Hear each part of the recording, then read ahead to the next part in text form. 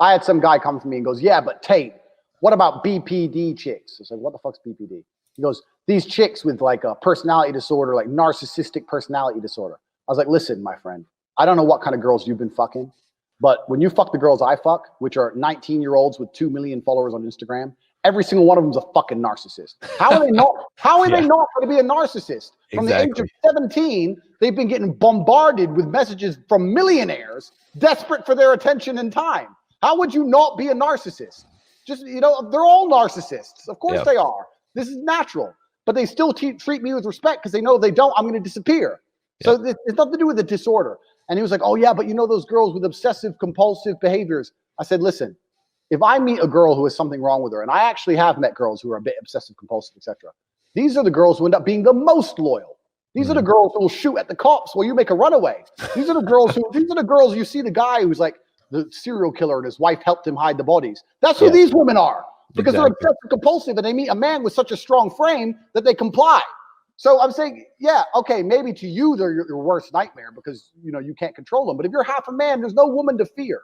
There's a whole bunch of men out here which are afraid of women. Oh, but she might have this compulsive. She might cheat. And I'm like, you don't have any real enemies. You've never had anybody try to kill you. Give me 1,000 women who might break my heart over one man who really wants me dead. Because I know who the enemies in the world are. You know, I've seen it and I've been through it. So all these guys are out here worried about chicks. They don't understand the truth and the harsh realities of the world. There's people out here getting their brains blown out by their best friends. Nipsey Hussle's friend pulled a gun and fucking blew his brains out, not his woman. So you need to, if you're worried about chicks, you got the whole world messed up. You need to worry about predators. You need to worry about other men. Chicks are chicks. You know, like enjoy them, find a good one, settle down. If you don't find a good one, keep fucking till you do, and just calm down. Stop being a little emotional bitch about it. This is the truth.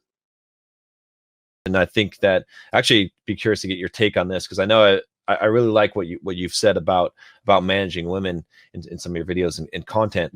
But you know, you talked about a lot of times the guy especially in the Western world, in the sexless marriage, right, being walked all over. How does the guy turn around this shit or prevent that from happening, right? Like, how does he get into a relationship where he stays the man, where he is the king, let's say? Because a lot of guys today, and this is something, you know, a lot of the red pill guys and stuff, they want to blame women for all this shit. They want to say, oh, women are thoughts today.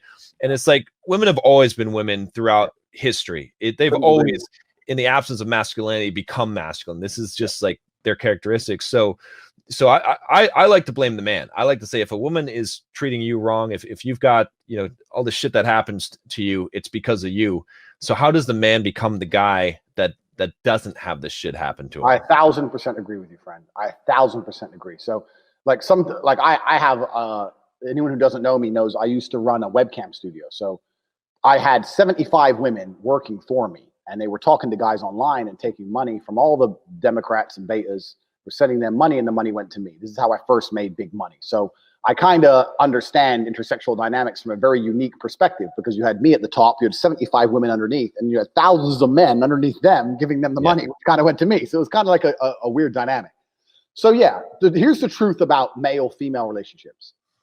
Women fuck men they respect. That's it. They don't fuck men they like. They don't fuck men they love. They fuck men they respect. If she loves you and likes you and doesn't respect you, she will not have sex with you. I have women who respect me and fucking hate me, but they're here every time I call. So if they respect you, they're going to sleep with you. And this is something that's biological and evolutionary. They fuck men they respect. So how do you make women respect you? Well, first you have to be worthy of respect as an individual. There's no hack. If you're worthy of respect, you're worthy of respect. But secondly, you cannot allow blatant disrespect. So if you allow her to blatantly disrespect you and you tolerate that, then you're setting a precedent, which means, well, why would I respect this guy in the first place? I say this to guys all the time. I've had loads of guys who come to me for like coaching and stuff, and they say, you know, my woman doesn't respect me, da-da-da-da-da. And I say, look, it's much harder to fix something that's broken than just never let it go wrong in the first place. Right. So from the second you got together, you should have been a man, and you haven't got to be an asshole. You haven't got to be aggressive. I'll sit with a girl and very politely say, look, if we're going to be in a relationship, if I'm going to take you seriously, you're not going to have male friends. If you want to hang around with a whole bunch of men, then I'm not going to take you seriously. What do you mean you won't take me seriously? I mean, we can fuck, but I'm never going to look at you as serious material. So the idea, the decision is on you. If you want to be serious, you're not going to talk to those guys. You want to talk to those guys, I'll fuck you sometimes. You decide. And I lay it on them. Now, if they choose to keep all their male friends, then that means she's chosen these friendships over me, which means sooner or later she was going to cheat anyway. Like, how long until she jumps on a new dick anyway? So why would I even be upset about it? But most men are too scared to just put the ultimatum down. And you haven't got to put the ultimatum down in some scary, big, brash way. Just be clear. Look, any woman I'm with who I take seriously doesn't hang around with other men. So it's your choice.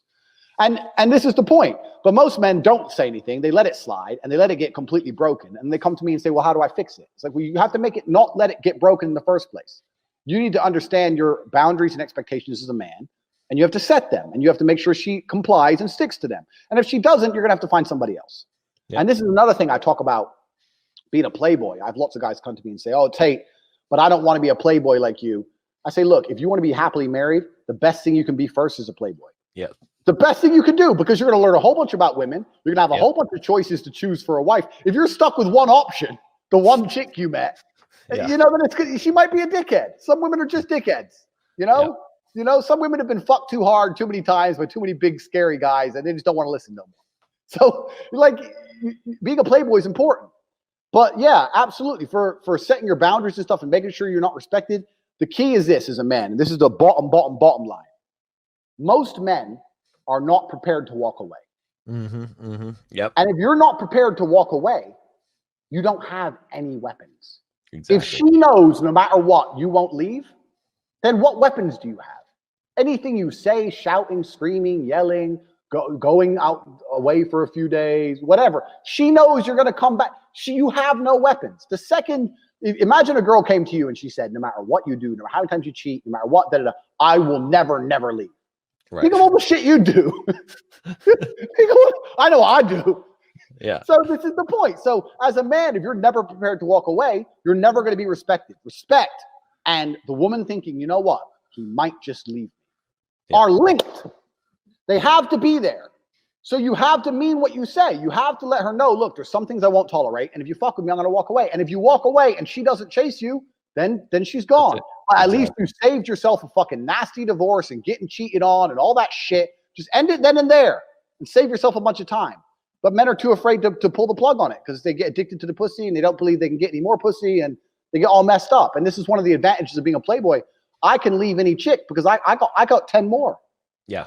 So if she doesn't act right, I'll just replace her for the night and I'll feel better by the next day. I go through a breakup a week. I'm used to it. I don't give a shit. And it's just like, this is part of the game. So you have to be prepared to walk away as a man. So you have to look at any relationship you're in and say, okay, I'm a nice guy. I love her. She loves me, but I have boundaries. And if she fucks with them, I'm going to have to walk away. And that's the truth. Otherwise, you're never going to be respected.